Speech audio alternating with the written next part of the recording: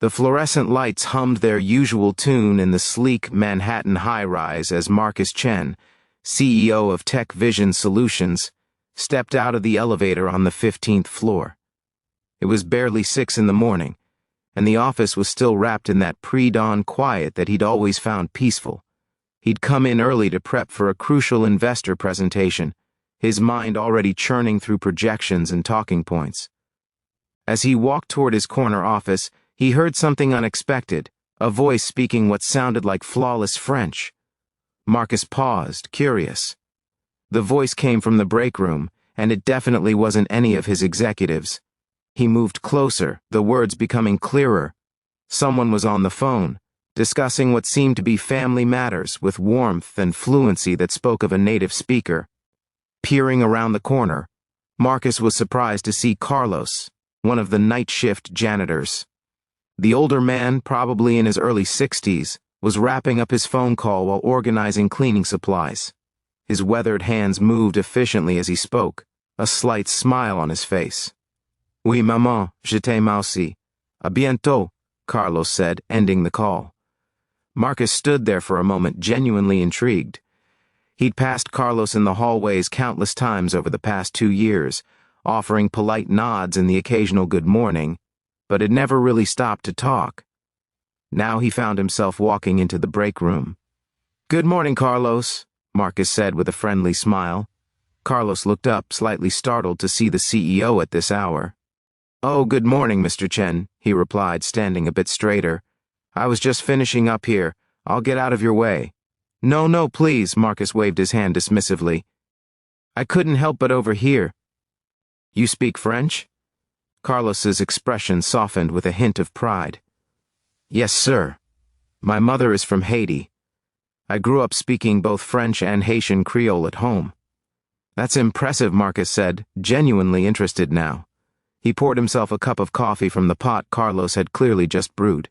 "So you speak English, French, and Creole? That's 3 languages right there." Carlos chuckled modestly. "Actually, sir, I speak a few more. Spanish because my father was from the Dominican Republic. Portuguese from my years living in Brazil. I picked up Italian when I worked at an Italian restaurant in my 20s. The owners only spoke Italian, so I had to learn. And I studied Mandarin, Arabic, and Russian on my own over the years. Always loved languages." Marcus nearly dropped his coffee cup. "Wait, you speak 9 languages?" "Well," Carlos said humbly, "I wouldn't say I'm perfect in all of them. My Russian is a bit rusty, and my Arabic could use work. But yes, I can hold conversations in all 9. For a moment, Marcus just stared, his business-focused mind suddenly racing in a completely different direction. Here was a man with an extraordinary skill set, working the night shift, pushing a broom and emptying trash cans. Not that there was anything wrong with janitorial work. It was honest, essential work. But the mismatch between Carlos's abilities and his current position seemed like a massive oversight. "Carlos," Marcus said, pulling out a chair at the break room table, "do you have a few minutes? I'd really like to hear your story." Looking uncertain but obliging, Carlos sat down across from the CEO. Over the next half hour, as the sun began to rise over the city skyline, Carlos shared his journey. He'd come to the United States 30 years ago with big dreams, but limited credentials that American employers would recognize. He'd worked construction, restaurant kitchens, delivery services, and eventually settled into janitorial work because it was steady and paid the bills. His 2 daughters had both gone to college. One was now a nurse, the other a teacher. That had been his priority. "Learning languages was just something I did for myself," Carlos explained. "I'd listen to podcasts on my phone while I worked. I'd read books from the library. It kept my mind active, you know, and I always thought maybe one day it would be useful." Marcus leaned back in his chair, his investor presentation temporarily forgotten. An idea was forming, one that felt both risky and absolutely right. "Carlos, what if I told you that this company desperately needs someone with your exact skill set?" Carlos looked confused. "Sir?" "We're trying to expand internationally," Marcus explained, his excitement building.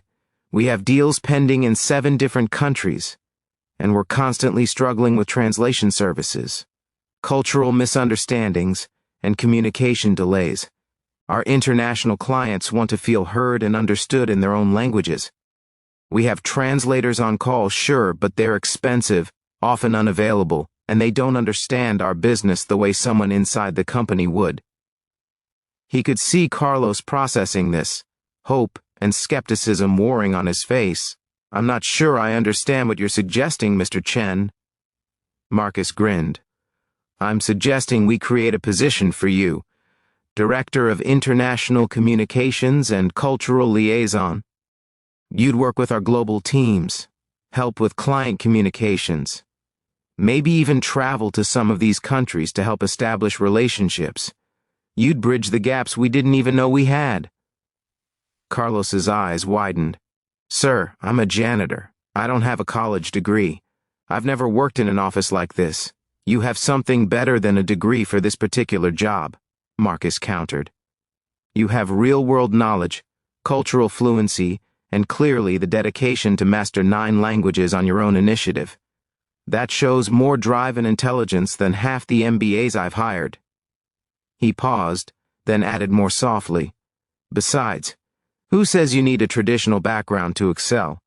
Some of the best people I've ever worked with came from unexpected places." Over the next few days, Marcus made good on his word. He brought the idea to his executive team, and while there was some initial skepticism, he pushed forward. HR was tasked with creating the new position, and Carlos was asked to do a trial run translating some client communications. The results were remarkable. Not just accurate translations, but culturally nuanced ones that showed deep understanding of context and business etiquette. 2 weeks later, Carlos walked into Tech Vision Solutions wearing a suit instead of his janitor's uniform. The transformation stunned the entire office. People who had barely noticed him before now saw him in conference rooms, on video calls with international clients, his various languages flowing effortlessly as he helped close deals and smooth over cultural misunderstandings. One particularly memorable moment came during a video conference with a potential client in Sao Paulo. The client had been frustrated, feeling that his concerns weren't being heard. Carlos stepped in, switching to Portuguese, and within minutes had not only addressed the technical issues, but had the client laughing and relaxed. The deal that had been on the verge of falling apart was saved, and eventually became one of the company's most lucrative partnerships. The story of Carlos's transformation spread through the company like wildfire. It sparked something in the corporate culture, a reminder to look beyond titles and assumptions, to recognize that talent and value can come from the most unexpected places. Marcus instituted a new program encouraging employees at all levels to share their skills and interests, leading to discoveries of hidden talents throughout the organization. For Carlos, the change was life-altering. His salary increased tenfold. He was able to move his elderly mother into a better living situation. But more than the financial benefits, he found renewed purpose and dignity in work that finally utilized the gifts he'd been cultivating for decades. As for Marcus, the experience taught him a valuable lesson about leadership, that sometimes the best thing a CEO can do is simply pay attention, to really see the people who make the organization run, regardless of their position on the org chart.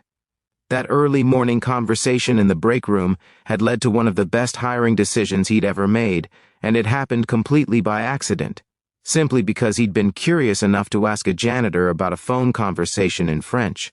The whole office remained stunned, not just by Carlos's remarkable abilities, but by what his story represented, proof that extraordinary talent can be hiding in plain sight, just waiting for someone to notice. 3 months after Carlos's promotion, Tech Vision Solutions was buzzing with an energy that Marcus hadn't felt in years. The transformation wasn't just about one man's incredible journey. It had sparked something much bigger, something that was reshaping the entire company culture from the ground up. Marcus sat in his office on a Thursday afternoon, reviewing the quarterly reports, when his assistant Jenny knocked on the door. "Mr. Chen, you have a few minutes? There's someone who'd like to speak with you." "Sure, send them in," Marcus replied, expecting another executive with budget concerns or project updates. Instead, a young woman in her mid-20s walked in, wearing the uniform of the building's mailroom staff. She looked nervous, clutching a folder against her chest like a shield. "Mr. Chen, I'm sorry to bother you," she began, her voice shaky. "My name is Aisha Patel. I work in the mailroom, and I heard about what you did for Carlos, and I had to talk to you." Marcus immediately set down his papers and gestured to the chair across from his desk. "Please, sit down. You're not bothering me at all." Aisha perched on the edge of the seat, still looking uncertain.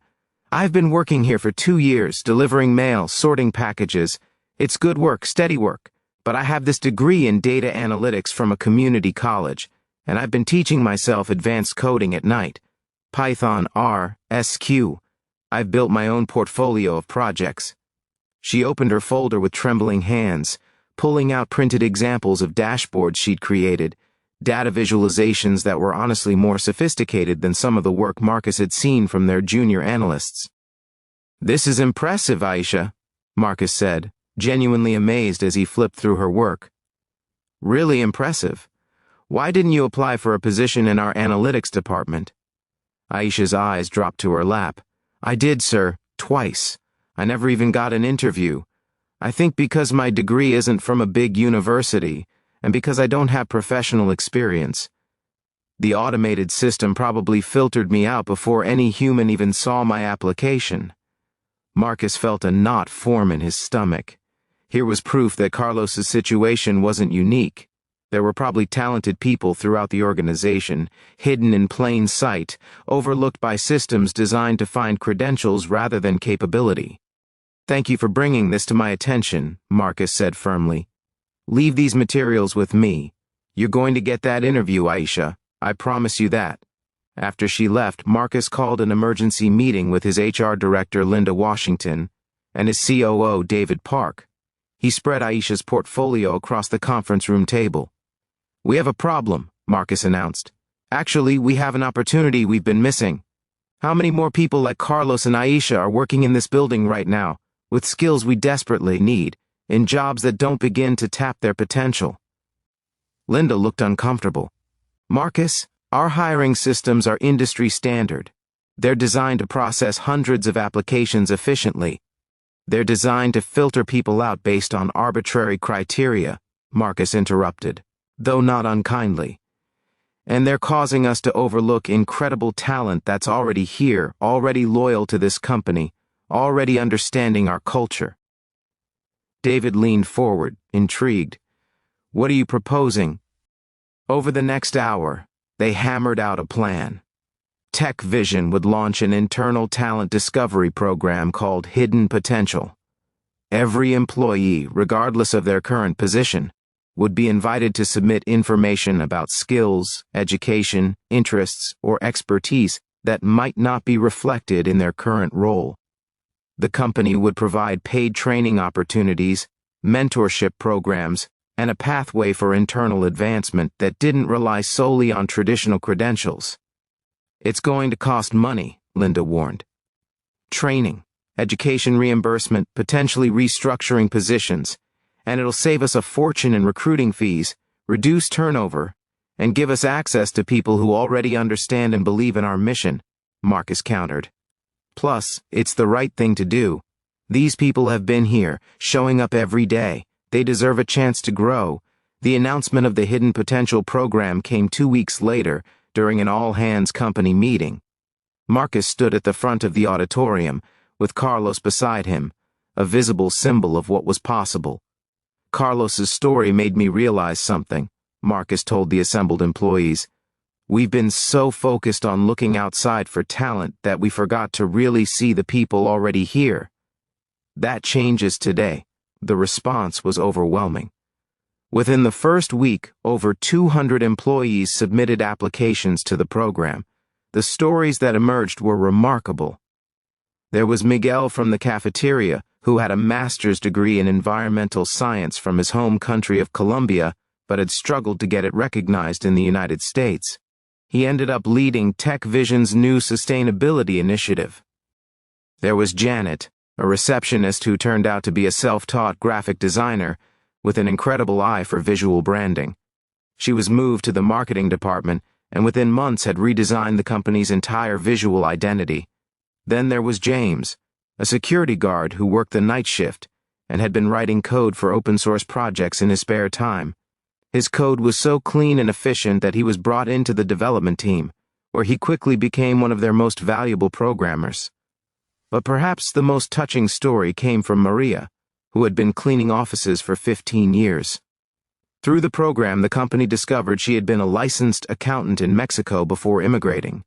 Her credentials didn't directly transfer, but Tech Vision paid for her to take the U.S. CPA exam. She passed on her first attempt and joined the finance department, bringing decades of practical experience that immediately improved their processes.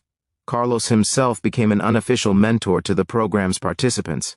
He'd take lunch with nervous employees preparing for interviews, share his own story of self-doubt and eventual triumph, and remind them that their unconventional paths weren't weaknesses. They were strengths that brought diverse perspectives the company desperately needed. The program's success caught the attention of business media. Articles appeared in major publications about Tech Vision's innovative approach to talent development. Other companies reached out, wanting to replicate the model. Marcus found himself giving interviews, explaining that it wasn't really complicated. It just required actually valuing people over pedigrees. 6 months into the Hidden Potential program, Tech Vision's metrics told a compelling story. Employee satisfaction scores had jumped 30%. Turnover had dropped dramatically. And perhaps most surprisingly, productivity and innovation had increased across every department. People who felt seen and valued, Marcus realized, worked harder and cared more deeply about the company's success. But beyond the metrics and the success stories, something more fundamental had shifted in the culture of Tech Vision solutions. People looked at each other differently now. The woman delivering your mail might be your next colleague. The guy cleaning your office might have insights that could transform your project. Titles mattered less. Capability and character mattered more. One evening, as Marcus was leaving late, he ran into Carlos in the lobby. Carlos was dressed sharply in a tailored suit, briefcase in hand, heading home after closing a major deal with a client in Tokyo. Carlos got a minute, Marcus asked. They sat in the lobby's comfortable chairs, watching the city lights twinkle through the glass walls. "I wanted to thank you," Marcus said.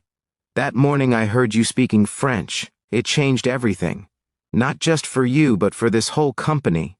Carlos smiled, that same humble expression Marcus remembered from their first real conversation. "No, Mr. Chen, thank you for seeing me. For really seeing me. That's all any of us really wants. To be seen for who we are and what we can offer."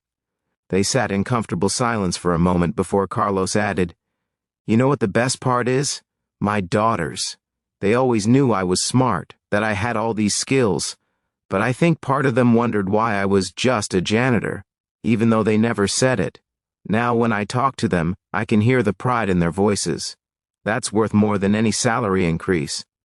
As Marcus drove home that night, he reflected on how a chance encounter and simple curiosity had led to such profound change. He thought about all the Carloses and Aishas and Miguels out there, in companies everywhere, their potential unseen, their talents unused. And he wondered how different the business world might look if more leaders simply took the time to really see the people around them, to ask questions, to listen, and to recognize that extraordinary ability doesn't always come wrapped in traditional packages. The whole office had been stunned by Carlos's transformation, but the real revelation was what came after, the discovery that he wasn't unique. Extraordinary people were everywhere, just waiting for someone to notice.